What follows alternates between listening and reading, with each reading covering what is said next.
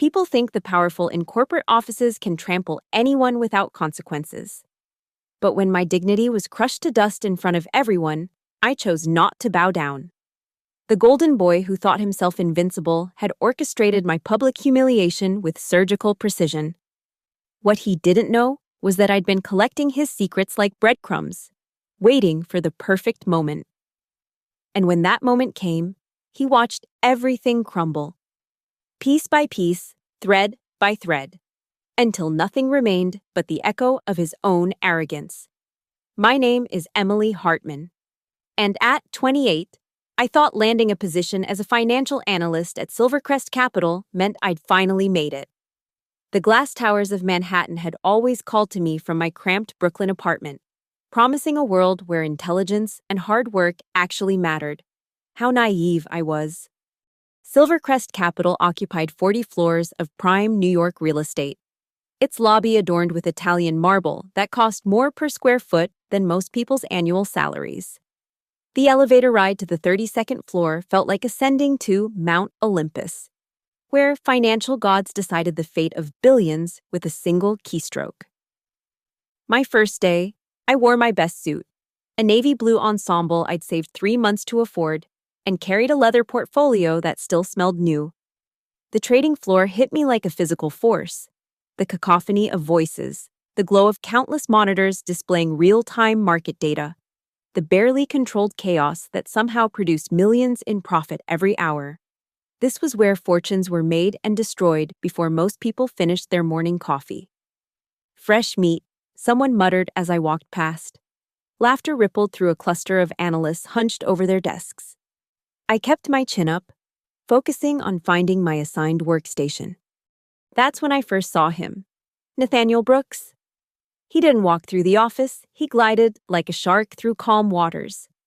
32 years old with perfectly styled dark hair, a Tom Ford suit that probably cost more than my monthly rent, and a smile that never quite reached his eyes. Senior assistant to CEO Marcus Whitmore, though assistant seemed laughably inadequate for the power he wielded. "You must be the new analyst," he said, appearing beside my desk with unsettling silence. His cologne was expensive, suffocating. "Emily, right? From, where was it? State school?" "Cornell," I corrected, maintaining eye contact. "Summa cum laude." His smile widened, showing too many teeth. "How?" "Impressive." Marcus mentioned we were bringing in some diverse talent. Budget constraints, you understand. Can't always afford the Harvard crowd. The insult was delivered with such casual elegance that responding would only make me look defensive. Around us, I noticed how conversations quieted, how eyes tracked Nathaniel's movements with a mixture of fear and reverence. This was his kingdom, and everyone knew it. "Let me give you some friendly advice," he continued, leaning against my desk with proprietary ease. "Silvercrest isn't like whatever regional bank or credit union you came from. Here, we play in the major leagues. One mistake, one missed decimal point, one delayed report, and you're done. Marcus doesn't tolerate mediocrity. And neither do I." "I understand," I said, unpacking my laptop with steady hands despite the rage building in my chest. "Do you?" He picked up the Cornell mug I'd just placed on my desk, examining it like an artifact from an inferior civilization. Because understanding and surviving are two very different things here. I've seen plenty of bright-eyed analysts walk through those doors. Most don't last 3 months. He set the mug down, deliberately placing it at the very edge of my desk, where one wrong move would send it crashing. The ones who do survive learn quickly that talent isn't enough. You need to know your place in the ecosystem. And right now? He straightened his tie, a subtle power move. "You're at the very bottom of the food chain." As he walked away, I heard him say to a group of senior analysts, "Make sure our new diversity hire understands how we do things here. We wouldn't want her to embarrass herself. Or the firm." The laughter that followed was sharp, predatory. I understood then that this wasn't just competitive, it was deliberately cruel. Silvercrest Capital wasn't just a pressure cooker, it was a gladiator arena where people like Nathaniel Brooks decided who lived and who died. Professionally speaking, I turned to my computer, fingers trembling slightly as I logged in for the first time. Around me, the office hummed with the business of making money, but I felt the weight of watching eyes, waiting to see if I'd crack under the pressure. Looking back now, I realized that was the moment everything truly began. Not when Nathaniel humiliated me, not when I decided to fight back, but in that first encounter when he marked me as prey. What he didn't know, what none of them knew, was that I hadn't come this far to be anyone's victim. 3 weeks into my tenure at Silvercrest, I'd managed to keep my head above water. My reports were flawless, my analyses sharp, and I'd even caught a calculation error that saved the firm $500,000. None of it mattered to Nathaniel Brooks. The quarterly review meeting was held in the crown jewel of our floor, the glass-walled conference room that overlooked Central Park. 47 people attended, including 3 board members visiting from London and Marcus Whitmore himself, a silver-haired titan who rarely graced us with his presence. I was presenting my analysis on emerging markets in Southeast Asia, a project I'd spent 70 hours perfecting. My slides were clean, my data irrefutable, my projections conservative but promising. I'd practiced the presentation until I could deliver it in my sleep. As you can see from the growth trajectories, I said, clicking to my 10th slide, the Indonesian market particularly shows. Excuse me. Nathaniel's voice cut through the room like a scalpel. He was seated directly across from Marcus, his position of power unmistakable. Emily, is it? I'm confused. Are these numbers adjusted for currency fluctuation? Yes, of course. If you look at slide 7, no. He waved his hand dismissively, a performed gesture of frustration. I mean real adjustment, not whatever they taught you at. Where was it you went to school again? Cornell, I said, feeling heat rise to my cheeks as several people snickered. Right. State school. He turned to Marcus with an expression of exaggerated concern. I'm worried we're looking at amateur hour here. These projections. He shook his head slowly, theatrical in his disappointment. They read like something from an undergraduate thesis, not a Silvercrest capital analysis. The methodology is sound, I insisted, my voice steady despite my racing heart. I used the Morrison-Blake model with adjusted parameters for the Morrison-Blake model?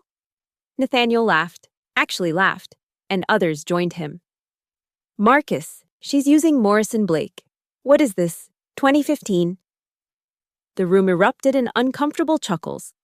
Even people who probably didn't know what the Morrison-Blake model was laughed because Nathaniel was laughing. I saw Marcus's expression shift, disappointment creeping across his features. Furthermore, Nathaniel continued, standing now for maximum effect. These market penetration estimates are fantasy, pure fantasy.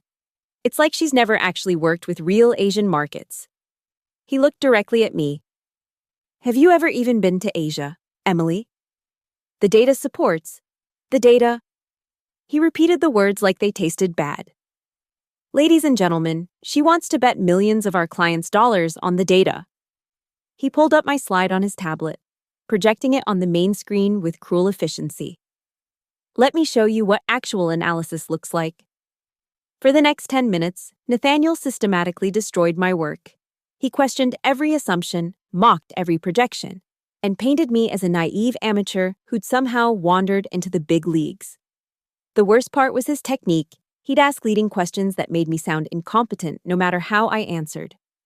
So you're saying you didn't consider political instability? I did, in Section 4. A brief mention isn't consideration. Emily, it's negligence. By the time he finished, my carefully crafted presentation looked like the fumbling of a first-year intern. The board members were frowning. Marcus was typing on his phone, already disengaged.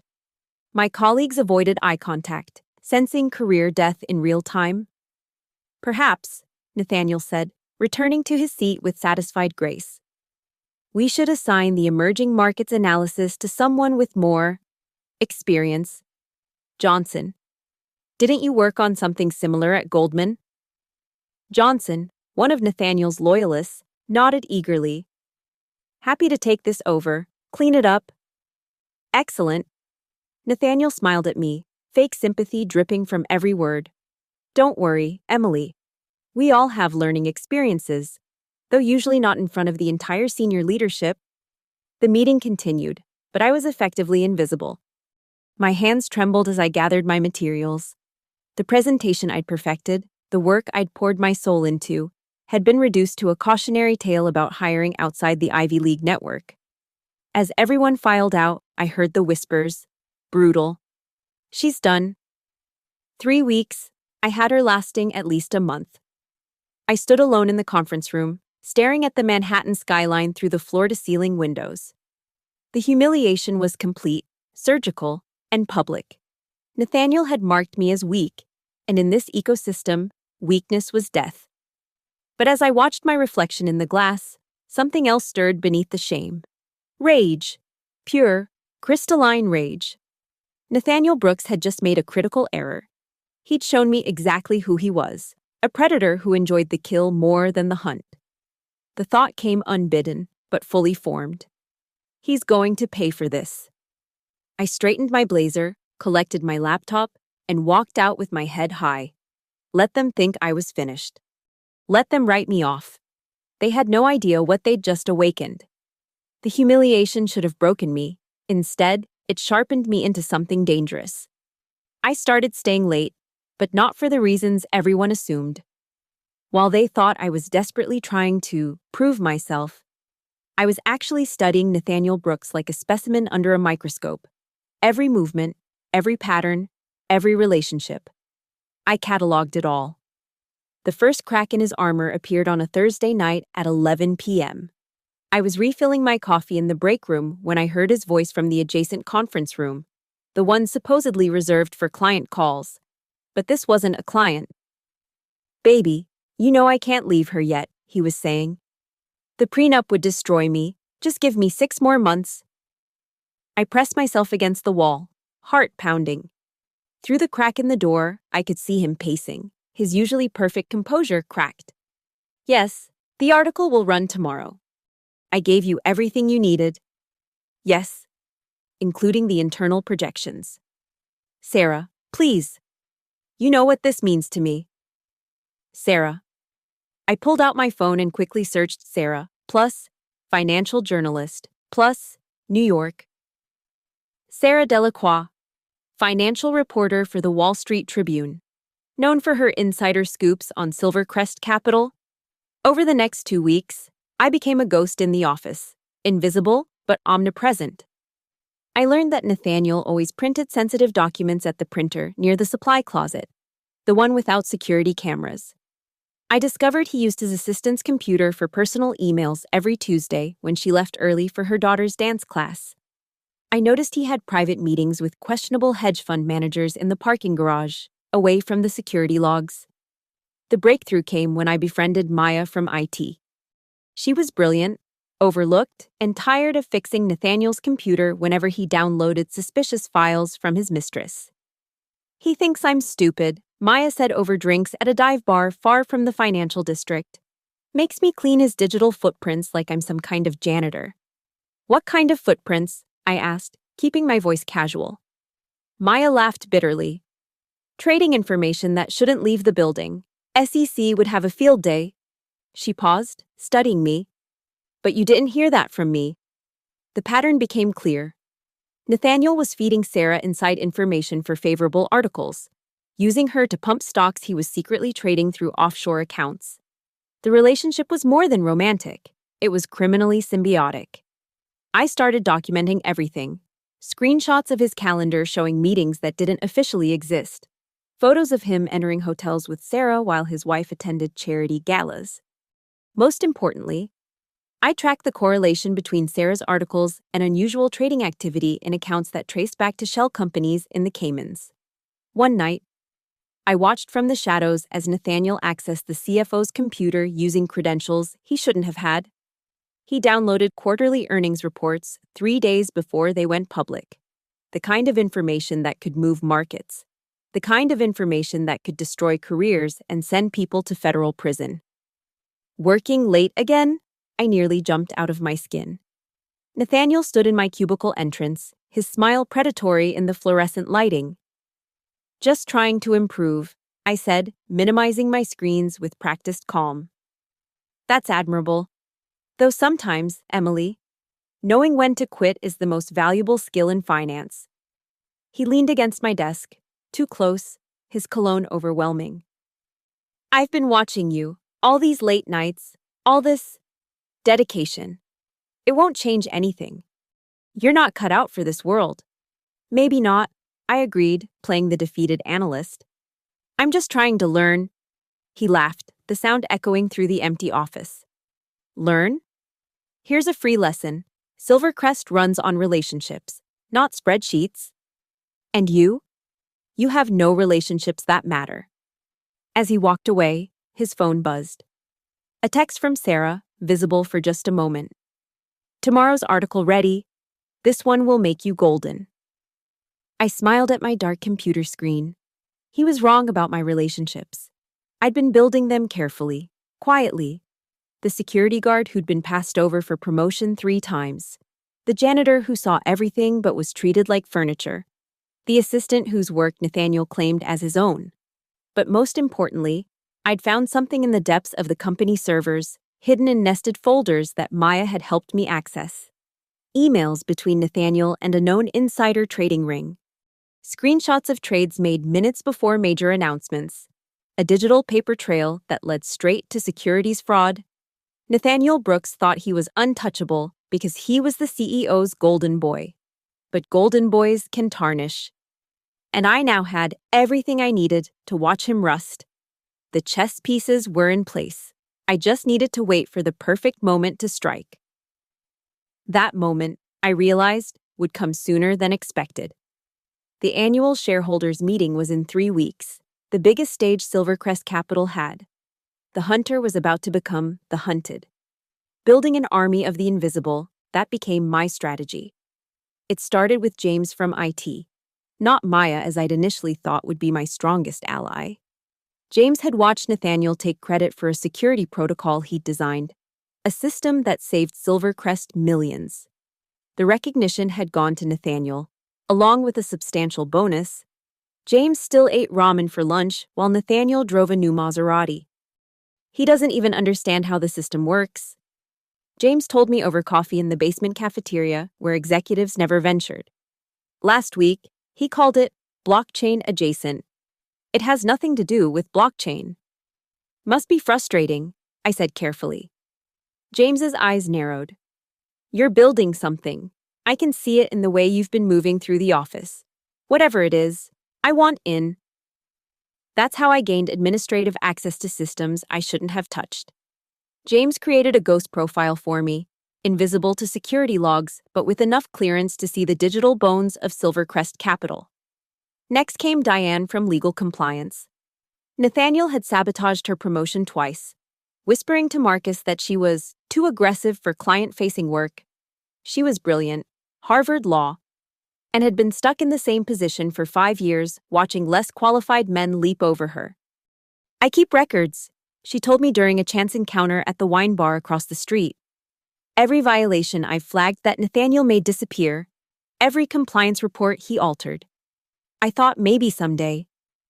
She trailed off. "Someday is coming," I said quietly.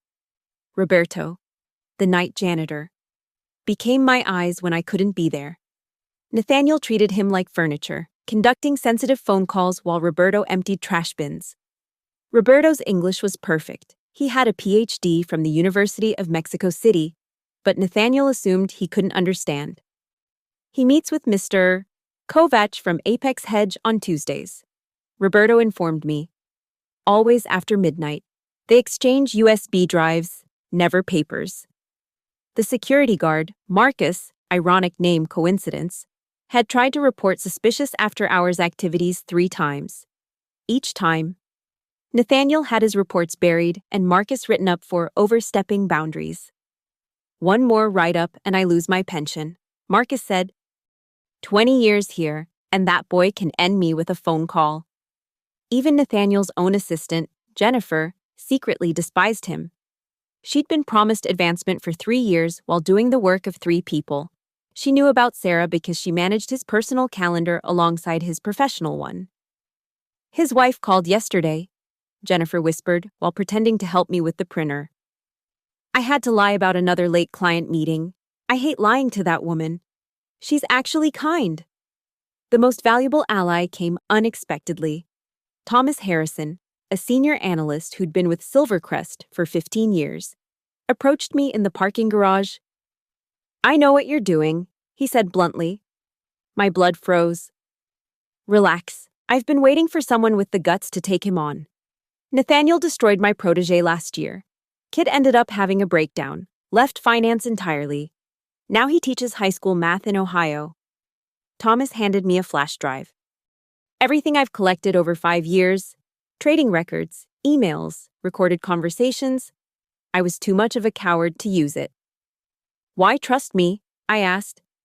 "Because you're not playing the game, you're changing it." He paused. "And because Nathaniel made a mistake with you, you're smarter than he is. He just doesn't know it yet." Within a month, I had turned Silvercrest's invisible workforce into an intelligence network. We communicated through encrypted apps, shared information through dead drops in the office, usually inside specific library books in the corporate collection nobody ever read, and met in places where powerful people never went: the laundromat, the food truck plaza, the overnight diner on 43rd. I taught them to document everything: screenshots, recordings, photos, all stored on encrypted drives with backup copies in multiple locations. We created a timeline of Nathaniel's crimes that would make a prosecutor weep with joy.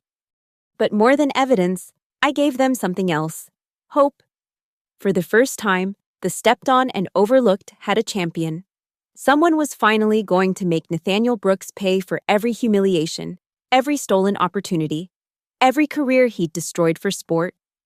The beautiful irony was that Nathaniel's cruelty had created his own downfall. Every person he'd dismissed, belittled, or betrayed became a willing soldier in my quiet war.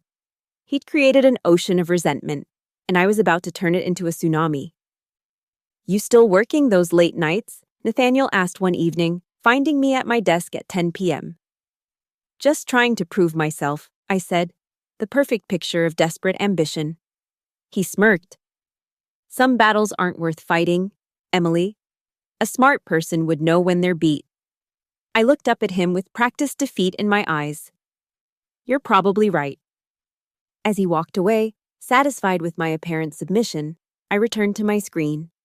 On it was an email draft to the SEC, the FBI's Financial Crimes Division, and every major financial journalist in New York except Sarah Delacroix.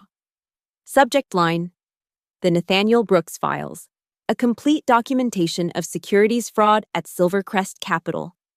All it needed was the right moment to hit send. The International Partners Summit was Silvercrest's crown jewel event. 300 of the world's most powerful investors gathered in the grand ballroom of the Waldorf Astoria. This year, Nathaniel had orchestrated something special for me. "Emily will be presenting our emerging market strategy," he announced in the prep meeting, his smile sharp as glass. "It's important to give our newer analysts exposure to high-stakes presentations." Everyone knew what this was: a public execution. The partners were sharks who could smell blood from a continent away. One stumble, one moment of weakness. And they'd destroy not just my presentation, but my entire career. Nathaniel had CC'd Marcus on the email, framing it as developmental opportunity. I had 48 hours to prepare. Nathaniel made sure of that, assigning it Friday afternoon for a Monday morning presentation. "Don't worry," he said loudly enough for everyone to hear. "I'm sure your Cornell education prepared you for this level of scrutiny. Although," he paused dramatically, "these partners are used to a certain caliber. Jin Wang from Hong Kong actually laughed someone off stage last year. Poor guy works at a community bank in Denver now." What Nathaniel didn't know was that I'd been preparing for this moment for weeks. My network had informed me of his plan before he'd even finalized it. I'd already built 2 presentations, one he expected me to deliver, and one that would change everything. The ballroom was intimidating by design. Crystal chandeliers cast harsh light on the speaker's podium, ensuring every nervous twitch was visible. The partners sat in tiered seating like Roman senators at the Colosseum. Nathaniel positioned himself in the front row, right next to Marcus and the board members. I walked to the podium in my cheapest suit, a calculated choice. Let them think I was exactly what Nathaniel had painted me as, out of my depth, drowning in their world. "Good morning," I began, my voice deliberately shaky. "I'm Emily Hartman, junior analyst at Silvercrest." Nathaniel's smile widened. Several partners were already checking their phones, dismissing me before I'd even started. I clicked to my first slide, purposely amateur, with a typo Nathaniel would pounce on. "Before we discuss emerging markets," I continued, "I believe it's important to address something more pressing: the integrity of the information you receive from Silvercrest Capital." The room shifted, phones lowered. Nathaniel's smile froze. "You see, while preparing this presentation, I discovered something disturbing. Someone has been feeding our proprietary data to journalists for favorable coverage, then trading on the market movements those articles create." Marcus leaned forward. "Ms. Hartman, this is highly inappropriate." "What's inappropriate?" I said, my voice suddenly steel. "Is that this person has been stealing from you, from all of you." I clicked to my real presentation. The first slide showed a timeline of Sarah Delacroix's articles about Silvercrest, aligned with unusual trading patterns in offshore accounts. Observe the correlation. Every positive article preceded suspicious options trades by exactly 72 hours. The same accounts, the same patterns, 23 times over 8 months. The ballroom had gone cemetery quiet. "These trades," I continued, "originated from IP addresses within our own building, specifically from computers accessed with Executive Assistant Level 2 credentials after midnight." Nathaniel stood up. "This is ridiculous. Marcus, she's obviously having some sort of breakdown. Sit down, Brooks." The voice came from Jinwang himself. "Let her finish." I clicked to the next slide, screenshots of encrypted messages between Nathaniel and Sarah, including the explicit exchange of insider information. These communications were recovered from deleted server backups. They detail quarterly earnings, merger plans, and confidential client positions. "She's lying." Nathaniel's composure finally cracked. "This is fabricated." "Is this fabricated?" I played an audio recording. Roberto had captured it while cleaning, Nathaniel on the phone, reading confidential earnings numbers to Sarah 3 days before public release. The partners were no longer looking at me. They were staring at Nathaniel like piranhas who just noticed a wounded fish. "The SEC has been notified," I said calmly. "They'll be arriving within the hour. The FBI Financial Crimes Unit is also en route. I thought you should hear it from me first, as this could impact your investments." Marcus's face had turned purple. "Nathaniel, my office." "Now." "This is a setup." Nathaniel pointed at me, his perfect facade crumbling. "She's nothing, a nobody from nowhere. You're going to believe her over me?" "The evidence speaks for itself," Jinwang said coldly. "And from what I see, Ms. Hartman is far from nothing. She's the only one in your organization with the courage to protect our interests." Security appeared at the ballroom doors, not for me, but for Nathaniel. As they escorted him out, he turned back, his eyes meeting mine. The predator had become prey, and we both knew it. "Ms. Hartman," Marcus addressed me, his voice controlled but furious. "Continue your presentation on emerging markets. The real one, I assume you have prepared." I clicked to a new deck, my actual analysis, brilliant and bulletproof. "Of course, Mr. Whitmore." As I presented my strategy to the most powerful investors in the world, I could hear sirens approaching outside. Through the floor-to-ceiling windows, I watched federal agents entering the building. Nathaniel Brooks had wanted to destroy me in this room. Instead, it became his crematorium. The evidence detonated across every platform simultaneously. While I was still presenting to the partners, my network executed the final phase. James uploaded the complete data package to a secure server and sent links to the Wall Street Journal, Financial Times, Bloomberg, and Reuters. Diane had prepared a detailed legal brief that went to the Southern District of New York's prosecutor's office. Jennifer, in an act of poetic justice, used Nathaniel's own email account to forward incriminating documents to the SEC. He'd given her his password years ago and never changed it. Within an hour, the story exploded online. Breaking: Silvercrest Capital executive accused of insider trading ring dominated financial Twitter. Sarah Delacroix's name trended alongside Nathaniel's. Her editor publicly announced an internal investigation. By lunch, she'd been suspended pending review. The security footage of Nathaniel being escorted from the Waldorf Astoria somehow leaked to social media. The image of him in handcuffs, his $5,000 suit wrinkled, his perfect hair disheveled, became the day's most shared photo on LinkedIn. Financial meme accounts had a field day. But the true destruction came from within Silvercrest itself. Every person Nathaniel had stepped on emerged from the shadows. Thomas Harrison sent years of documented abuse to HR. 3 female analysts filed formal harassment complaints they'd been too frightened to submit before. The investigation revealed Nathaniel had been falsifying expense reports, billing personal luxuries as client entertainment. Marcus Whitmore called an emergency all-hands meeting that afternoon. The trading floor was silent as he spoke. Effective immediately, Nathaniel Brooks has been terminated for cause. His actions have betrayed the trust of this institution and our clients. We are cooperating fully with federal authorities. Then his eyes found me in the crowd. Ms. Hartman's courage in bringing this to light exemplifies the integrity Silvercrest Capital stands for. Effective immediately. She is promoted to senior analyst, reporting directly to me. The applause was thunderous. The same people who'd laughed at Nathaniel's jokes about my state school education were now clapping. But I felt no satisfaction from their approval. This wasn't about them. That evening, Nathaniel's wife posted on Instagram a photo of his belongings in boxes on their mansion's doorstep. The prenup he'd mentioned to Sarah had a morality clause. He'd lose everything in the divorce. The FBI raided his apartment at 6 p.m. News cameras caught him being let out in the same handcuffs from the morning. But now, in a cheap tracksuit, his assets frozen. The golden boy reduced to common criminal. Sarah Delacroix's career imploded within 24 hours. Other journalists discovered she'd been trading on the information Nathaniel fed her.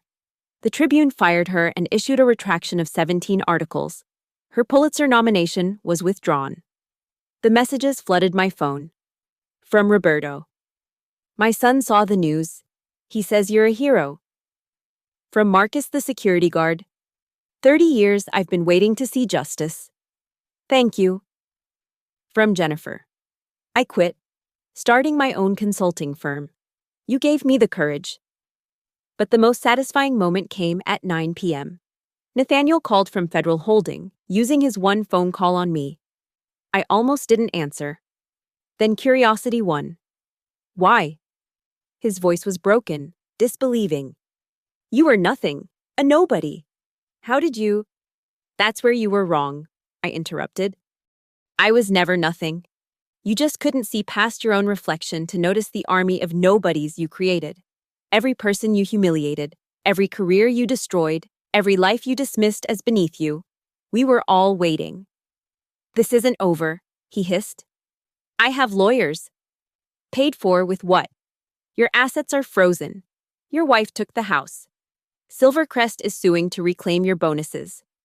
Sarah sold you out for immunity. Did you know that? She's providing everything to save herself. Silence. Then, you destroyed me. No, Nathaniel. You destroyed yourself. I just held up the mirror. The line went dead. That night, I stood in the same conference room where he'd first humiliated me. The Manhattan skyline glittered beyond the windows, indifferent to the rise and fall of would-be kings. My reflection stared back, no longer the nervous analyst in the cheap suit, but someone harder, sharper, forged in the fires he'd lit. Tomorrow, the SEC would announce charges. Nathaniel faced 15 to 20 years in federal prison. Sarah would testify against him to avoid prosecution. The Golden Boy's fall from grace was complete, public, and irreversible. My phone buzzed with a text from an unknown number. Dinner tomorrow? Jin Wang. You're exactly the kind of warrior I want on my team. I smiled at the lights below. Nathaniel had been right about one thing. Silvercrest ran on relationships. He just never understood that the most powerful relationships aren't always at the top. The trial was swift and merciless. Nathaniel appeared in court 3 months later, a shadow of his former self. The Tom Ford suits were gone, replaced by an ill-fitting gray suit from Men's Warehouse. His signature confidence had evaporated. He sat hunched, eyes darting around the courtroom like a cornered animal. I attended every day, sitting in the back row, not for satisfaction, but for closure. Sarah Delacroix took the stand first, her testimony surgical in its betrayal. She detailed every transaction, every leaked document, every pillow talk conversation about market movements. She'd kept recordings, apparently. She'd been building her own insurance policy all along. He promised me exclusive stories, she said, avoiding Nathaniel's stare. In exchange, I would write favorable coverage and share the trading profits. It started small, but the money became addictive. The prosecutor presented my evidence methodically. Each document, each recording, each timestamp built an inescapable cage around Nathaniel. His own voice echoed through the courtroom, bragging about manipulating markets, laughing about the idiots who trusted him with their money. When his former colleagues testified, the devastation was complete. Marcus Whitmore himself took the stand, his disgust palpable. Mr. Brooks betrayed everything Silvercrest stands for, Marcus stated. He cost us $300 million in regulatory fines and immeasurable reputational damage. 23 clients pulled their investments. We've had to rebuild from scratch. Nathaniel's defense was pathetic. His lawyers, public defenders now since no prestigious firm would touch him, argued entrapment and manipulation. They painted him as a victim of corporate culture, pressured to succeed at any cost. During a recess, I encountered him in the hallway. His eyes, once predatory, were hollow. Enjoying the show? He asked bitterly. There's no show, I replied. Just consequences. I made one mistake. No. You made thousands of choices. Every day, you chose cruelty. Every day, you chose to step on someone to climb higher. This isn't one mistake, Nathaniel. This is who you are. He laughed, harsh and broken. You think you're different? You think what you did makes you better? I think I gave voices to the voiceless. You silenced them. You're just like me. He spat. You just hide it better. No, I said quietly. I'm nothing like you, because when I had power, I used it to stop someone who hurt people for sport. You used yours to destroy anyone who threatened your ego. The verdict came on a Friday. Guilty on all 17 counts. Securities fraud, insider trading, conspiracy, wire fraud. The judge, known for harsh sentences in financial crimes, didn't disappoint. Mr. Brooks, she said, looking over her glasses. You represent the worst of Wall Street. The arrogance, the greed, the complete disregard for ethics and law. You corrupted a journalist, betrayed your employer, and stole from investors who trusted your institution. 18 years in federal prison, no possibility of early release. $5 million in fines. Lifetime ban from financial services. Nathaniel collapsed into his chair. His mother, sitting in the front row, sobbed. His ex-wife was notably absent. She'd already moved to California with their children and her maiden name restored. As guards led him away, Nathaniel turned one last time. Our eyes met across the courtroom. In that moment, I saw him finally understand. The golden boy who'd ruled through fear, who'd believed himself untouchable, who'd treated people like disposable chess pieces, he was now the one being disposed of. Outside the courthouse, reporters swarmed. Ms. Hartman, how does it feel to be the whistleblower who brought down Nathaniel Brooks? I'm not a whistleblower, I corrected. I'm an analyst who did her job, analyzing risk and protecting investor interests. What's next for you? Work. The markets open at 9:30 tomorrow, same as always. But that wasn't entirely true. Jin Wang had made good on his dinner invitation. His hedge fund had offered me a position, Senior VP of Risk Assessment, specifically focused on internal threats and corporate governance. The salary was 7 figures. The responsibility was enormous. That evening, my network gathered at the dive bar where it all began. James, Diane, Roberto, Marcus, Jennifer, Thomas, the invisible army that had become visible. We did it. Jennifer raised her beer. We actually did it. Emily did it, Thomas corrected. We just helped. No, I said firmly. We did it. Every single one of us.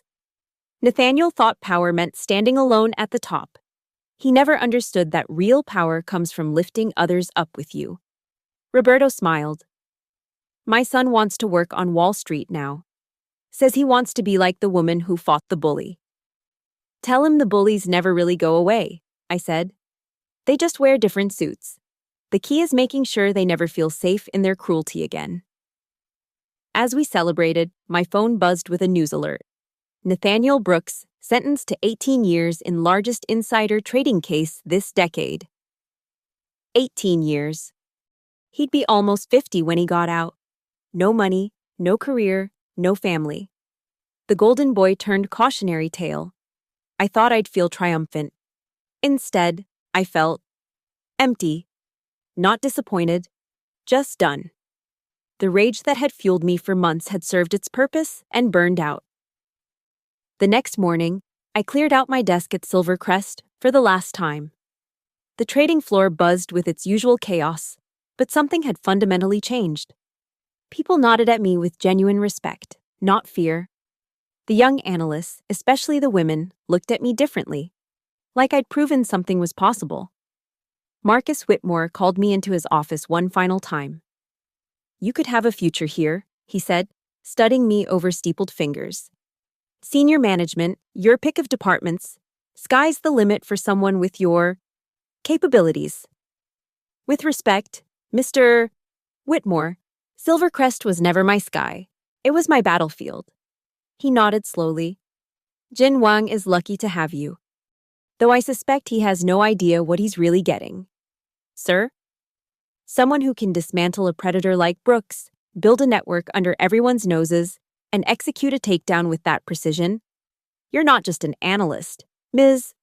Hartman. You're a weapon. Use it wisely. As I walked through the lobby for the last time, the Italian marble didn't seem so impressive anymore. The elevator ride down from Mount Olympus felt like descent into freedom, not failure. Outside, Manhattan had that peculiar spring light that makes even the harsh city seem soft. I stood on the sidewalk where, months ago, I'd first entered as a naive analyst in a cheap suit, desperate to prove myself in a world that seemed designed to exclude me. The suit was still cheap. I'd never bothered upgrading it. But everything else had changed. My phone rang. Jennifer. Turn around, she said. There they all were, my network, my army, my friends, standing across the street. Roberto in his uniform, about to start his shift. Marcus in his security blues.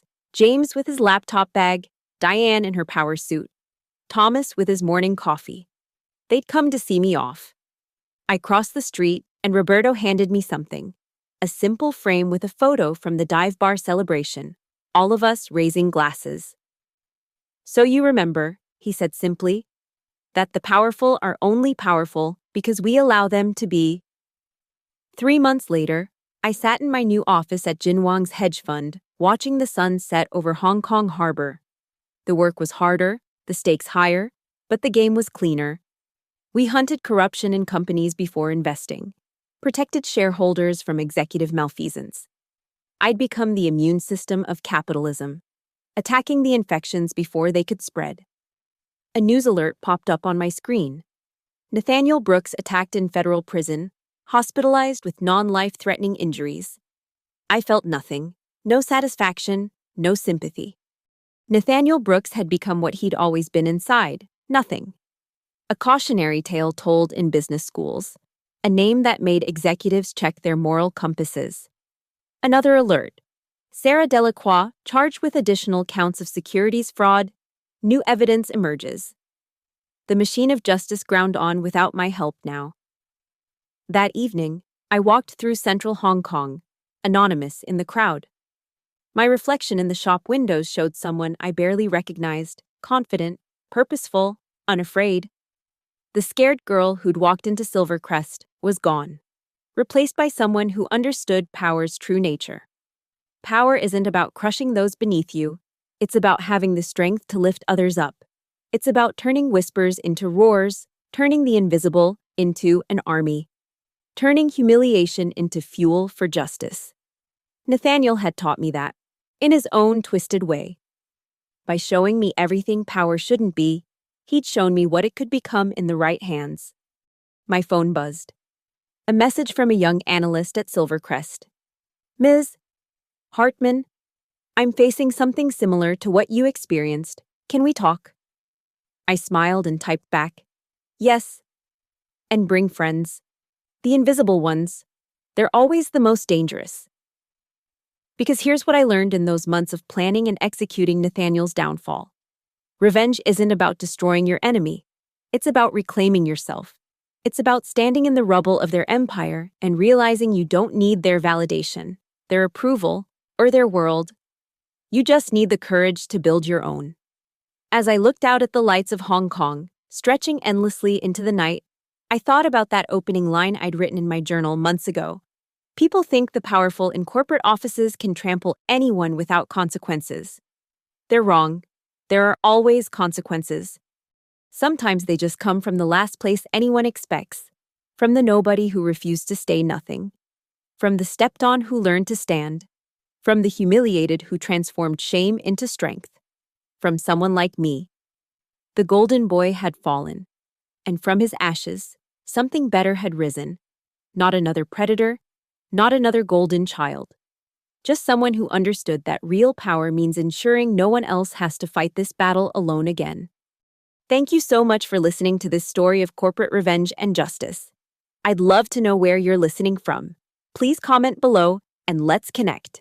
If this story resonated with you, don't forget to subscribe to the channel and share your thoughts. What would you have done in Emily's position? I read every comment and would love to hear your perspective on this tale of power, corruption, and ultimate vindication.